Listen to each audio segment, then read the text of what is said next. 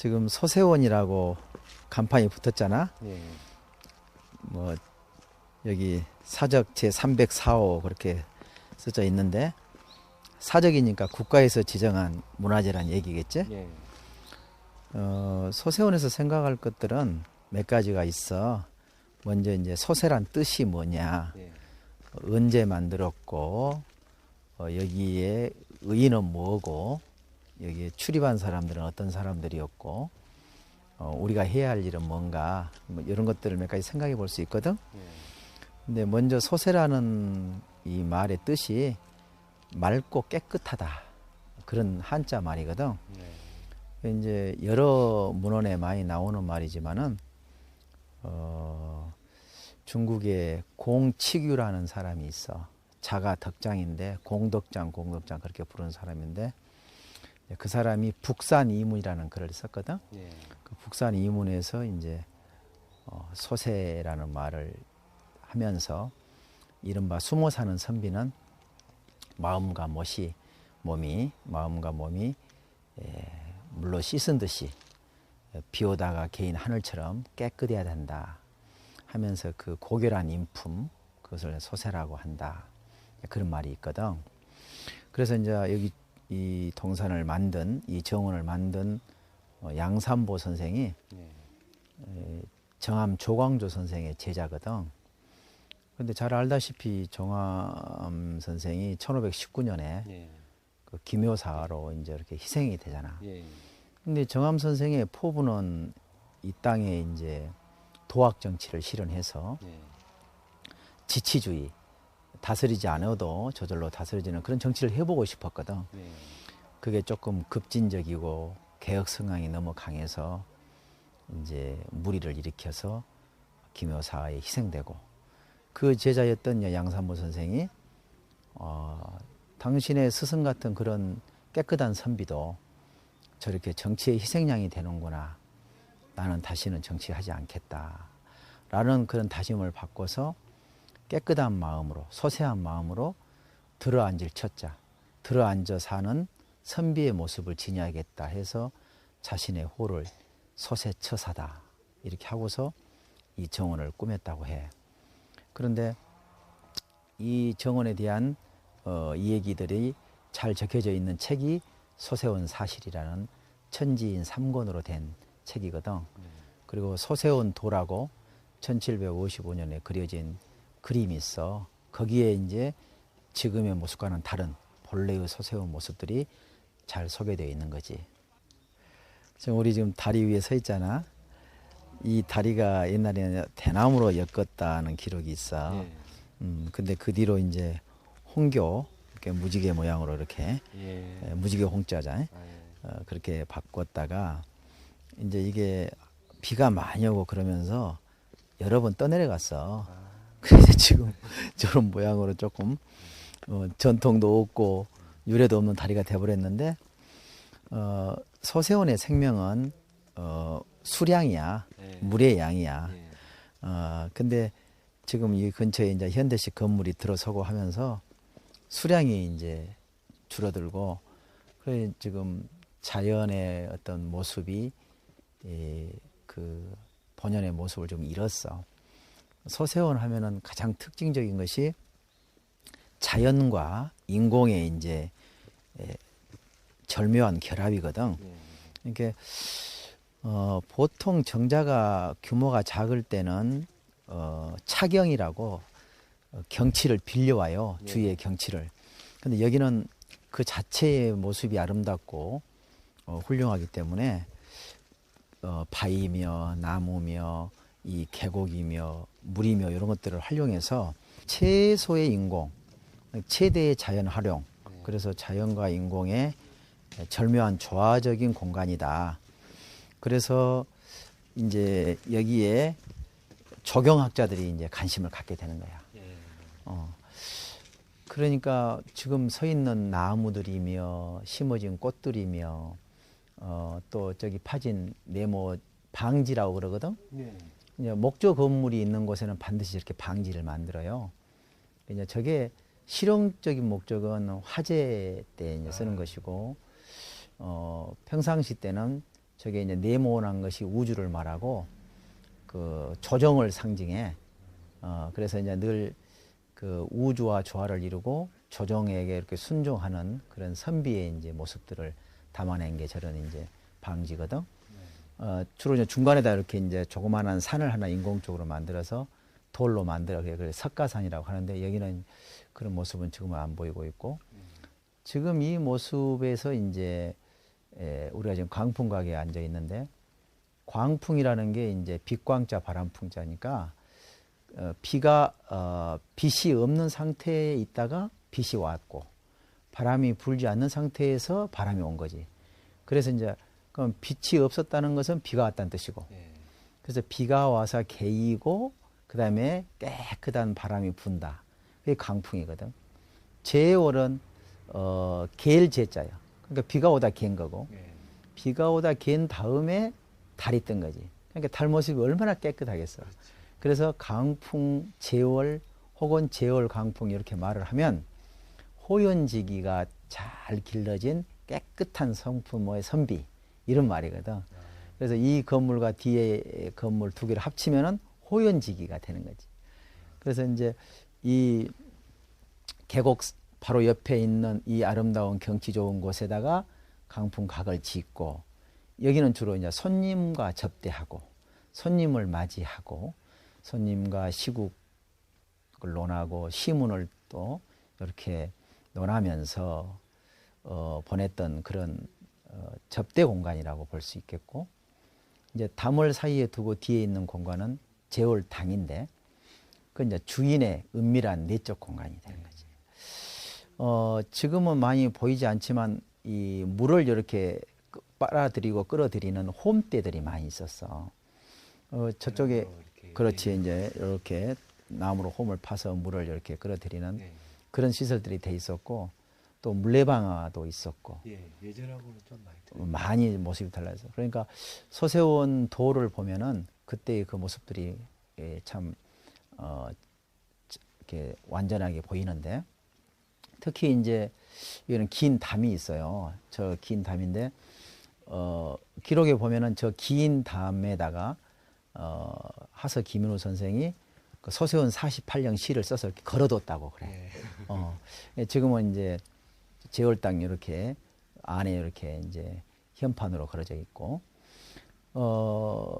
소세원 48령 시뿐만이 아니라 후손이 지었던 소세원 30령 그러니까 소세원의 이곳저곳 경치를 48가지로 읊은 것은 소세원 48령이고 30가지로 읊은 것은 소세원 30령이 되겠고 그에도 뭐 석천 이몽령, 면왕정 송순, 뭐 하서 김인호 등등의 여러 작품들이 있다는 거죠.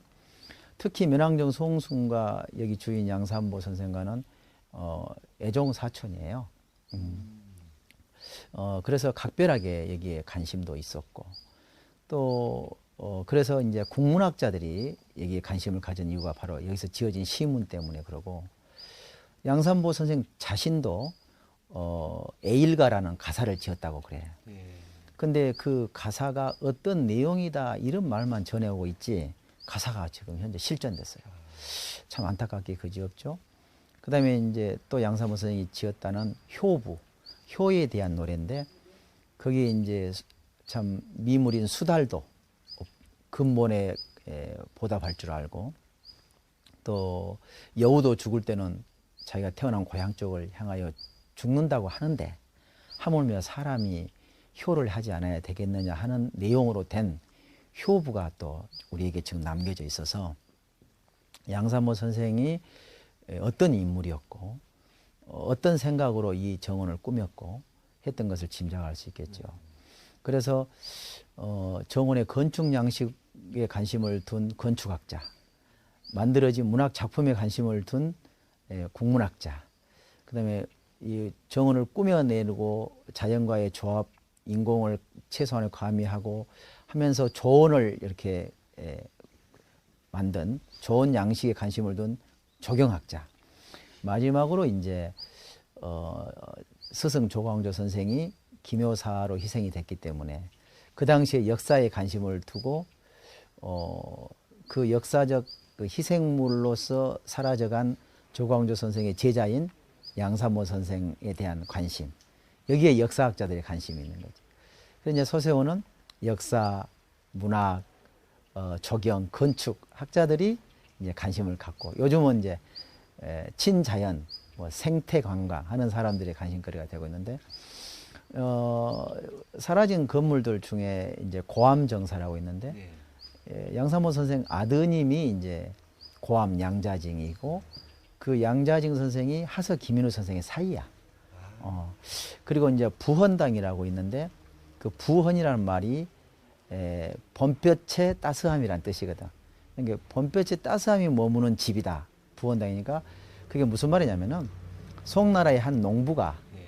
봄볕이 너무너무 따스하고 좋아서 보자기에 싸다가 임금께 갖다 드리려고 갔더니 없어졌더라. 그래서 이제 그 임금을 그리워하는 마음, 또 부모를 생각하는 마음.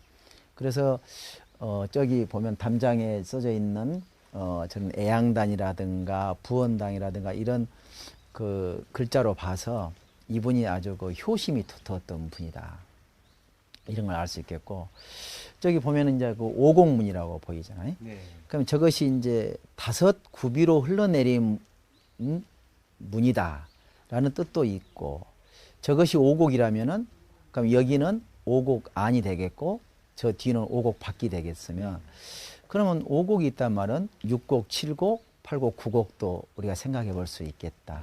그러면 바로 주자의 무의 9곡을 연상하면서 그렇다. 바로 자연의 이치에 순응하면서 주자 선생이 무의산에서 9곡을 이렇게 벗삼아 지냈던 것처럼 나도 그렇게 돌아가신 스승의 도학정치, 지치주의 정신을 이어받으면서 살겠다 하는 그런 다짐으로 원을 구성한 게 아닌가. 그래서 이제 오곡문 뒤를 후원이라고 하고, 오곡문 이쪽 안을 전원이라고 이렇게 이야기하면서 설명을 할 수 있겠고, 그 이제 이 전원의 뒤에 이제 매대라고 이렇게 매화나무가 심어진 이렇게 높은 언덕이 있고, 거기에 매화나무뿐만 아니라 여러 수목들이 심어져 있었는데, 특히 이제 달 뜨는 밤에 매화가 피고 눈이 내리고 하얀 물이 흐르면 이게 사백이야. 4가지 하얀, 바로 선비의 깨끗한 인품, 그 자체가 바로 소세다. 이제 이런 얘기를 할 수 있겠고, 저 초입에 보면은 조그마한 정자가 하나 있는데, 저것이 지금은 대봉대라고 이렇게 이름이 붙여져 있지만은 저게 소정이 아니겠는가, 원래의 그림에. 그래서 시에 보면은 소정빅난이라, 작은 정자에 난가에 기대어 섰다라는 내용이 있고, 마지막 서세원 48령의 마지막 작품이 장원, 긴 담원자죠. 긴 담벼락의 재영이다. 긴 담벼락에 시를 읊노라 하는 그런 걸로 봐서 지금 현재 대봉대 자리는 소정이었지 않았겠는가, 이렇게 이제 생각이 들고요. 이제 지금의 대봉대로 설명을 해보자면은 기다릴 대자에다가 봉황 봉자니까 봉황을 기다리는 집이다. 근데 그때 봉황은 누구냐? 그러니까 나를 찾아주는 친구일 수도 있고, 귀한 손님일 수도 있고, 또 나라와 이 민족을 위하여 정치 선정을 베풀어줄 위대한 지도자일 수도 있는 거죠. 그래서 봉황이라는 새는 오동나무에 둥지를 틀고 대나무 죽실 열매를 먹고 대나무 잎에 이렇게 내린 이슬을 마신다고 그래. 그게 이제 상상상의 새죠. 그런 어떤 그 위인, 귀한 사람을 기다리는 곳이다 해서 이제 대봉대. 대봉대 앞으로 이제 이렇게 애나무 다리지, 동목교가 있고, 그 동목교를 건너면은 이제 주인의 공간으로 들어가는 제월당에 나오는 거죠. 그러니까 광풍각은 열린 공간. 그래서 손님을 배려해서 가장 친자연적이고 자연의 소리, 자연의 모습을 듣고 보고 할 수 있는 공간의 광풍각. 그다음에 주인은 보다 더 뒤에 후미진 곳에 은밀한 사적 공간으로서 제월당. 이렇게 해서 손님과 주인이 이렇게 분리된 듯 분리되지 않고 또 감춰진 듯 열려져 있는 그런 구조를 띈 게 이 서세원의 전체 모습이다. 서세원에 대한 자세한 기록은 아까도 말했듯이 서세원 사실이라는 천지인 세 권으로 된 책하고 서세원도라는 그림. 그 다음에 이제 그 뒤에 이제 여러 후손들이 이렇게 단편적으로 전해오는 기록들, 이제 이런 것들이 우리들로 하여금 서세원의 본 모습을 알게 해주는 귀한 자료죠. 마지막으로 정리를 해보면 서세원은 움직이는 것과 움직이지 않는 것을 좋아해요. 그러면 움직이는 걸 한번 보세요. 구름 움직이죠. 물 움직이죠. 사람 움직이죠. 또 뭘 움직여요? 마음이 움직이는 거죠. 그러니까 이게 이제 유동적인 조건들이고, 움직이지 않는 것은 이제 기암괴석, 나무, 그죠? 그 다음에 뭐, 건물. 그래서 움직이는 것과 움직이지 않는 것, 유동과 부동의 조화, 그 다음에 인공과 자연의 조화. 이것이 이제 물화일체의 그 선비들의 그 자연관, 이런 것들이 반영된 정원이라, 이렇게 이제 개념 정리를 할 수 있겠지.